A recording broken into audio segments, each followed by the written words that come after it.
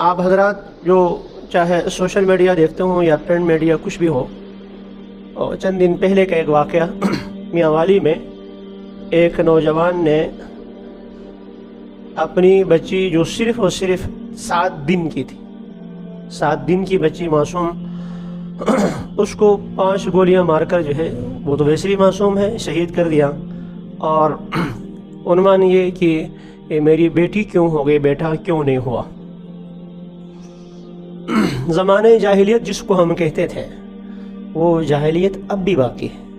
پینترا بدل کر، رنگ تبدیل کر کے۔ اس زمانے میں جو ہے اس کا نام کچھ اور تھا اور آج کچھ اور نام سے ہے، اور جس نے یہ کام کیا آپ کے میڈیا کے مطابق وہ کوئی ان پڑھ کوئی آدمی نہیں تھا، کوئی ان پڑھ آدمی نہیں تھا، کوئی مزدور قسم کا آدمی، کوئی لکھا پڑھا کچھ بھی نہیں ہے، جاہل ہے، ایسا کوئی نہیں۔ وہ باقاعدہ پڑھا لکھا، اور پتہ نہیں میٹرک میں اس نے 3ری پوزیشن لی، فلاں میں یہ پوزیشن لی، ڈگری ہولڈر تھا، اور میڈیکل کے شعبے سے وہ وابستہ تھا۔ اس سب کچھ کے باوجود یہ کیا کہ وہ 7 دن کی بچی کو 5 گولیاں اتار کر شہید کر دیا۔ ہم ان سے متعلق دعا ہی کر سکتے ہیں، مولا کریم مرنے سے پہلے اس کی ہدایت دے دے، توبے کی توفیق نصیب فرما۔ ہم تو ان کے لیے بھی دعا کرتے ہیں۔ بارہا اس منبر پہ ہم نے یہ بات کی ہے، جیسے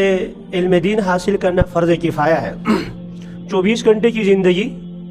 حلال حرام کی تمیز یہ تو ہر انسان پر، ہر مسلمان پر فرض ہے، جس شعبے سے متعلق ہو 24 گھنٹے کی زندگی حلال حرام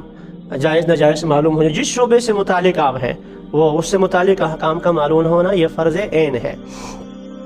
باقی اعلیٰ تعلیم، پورا قرآن یاد ہو جائے،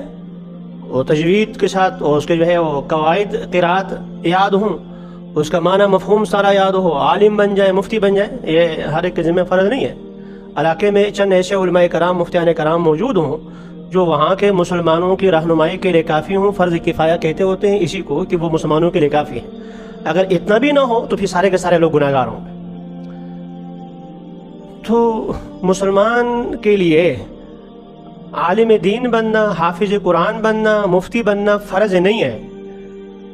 لیکن دیندار بننا فرض ہے۔ جیسے عالم دین بننا فرض کفایہ ہے، ایسے ڈاکٹر بننا، انجینئر بننا یہ بھی فرض کفایہ ہے۔ اگر انجینئر نہ ہو تو یہ ساری چیزیں کیسی ہوں؟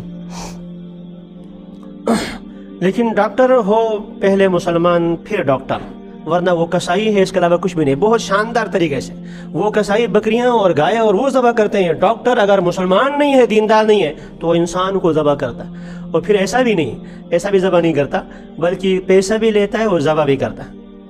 پیسہ بھی لیتا ہے اور ذبح بھی کرتا ہے۔ علاج آپ سے پیسے لے گا، اس کو پتہ ہے کہ یہ مریض کا علاج ہونا نہیں ہے، آپ کو بہانہ بنا دے گا کہ میں نے آپریشن کرنا ہے، اور اس کے اتنے بل فلاں سب کچھ کرے گا، اور ادھر سے آپ سے الگ سے پیسے لے رہا ہے، اور دوائیاں استعمال جن کمپنی کی کر رہا ہے وہاں سے الگ جو ہے وہ لے رہا ہے، ادھر سے بھی لے رہا ہے، ادھر سے بھی لے رہا ہے، پیسہ بھی گیا اور ہمارا بندہ بھی گیا۔ تو ڈاکٹر کے لیے عالم دین ہونا فرض نہیں ہے، لیکن دیندار ہونا فرض ہے اس کے لیے۔ انجینئر یہی کام، جو جس شعبے سے آپ متعلق کر دیں۔ تو دین سے دوری، دین جہالت اور جاہلی کہیں گے، کیا کہیں گے؟ اگر کسی کے پاس جو ہے وہ پتہ نہیں کیا کیا ڈگریاں ہوں، لیکن وہ محمد مصطفیٰ صلی اللہ علیہ وسلم کی تعلیمات سے آگاہ نہیں ہے، یا آگاہ ہے عمل نہیں کرتا، تو یہ پڑھا لکھا جاہل ہے، اور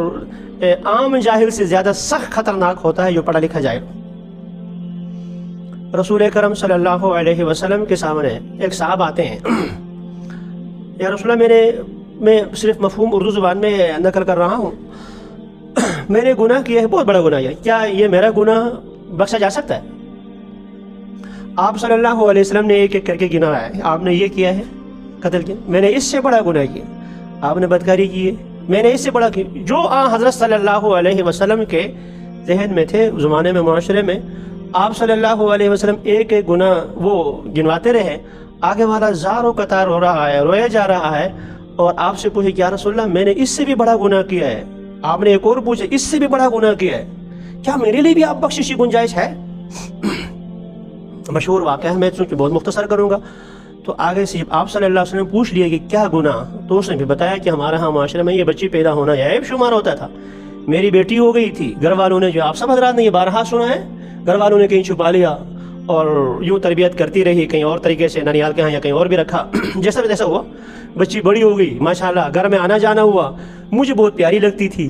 اب گھر والی نے دیکھا کہ یہ تو ماشاءاللہ اب بیٹی اس بچی کے محبت میں بالکل فریفتہ ہو گیا ہے، تو اب خیال آیا اس کو کہ اب اگر میں اظہار کر دوں یہ آپ ہی کی بیٹی ہے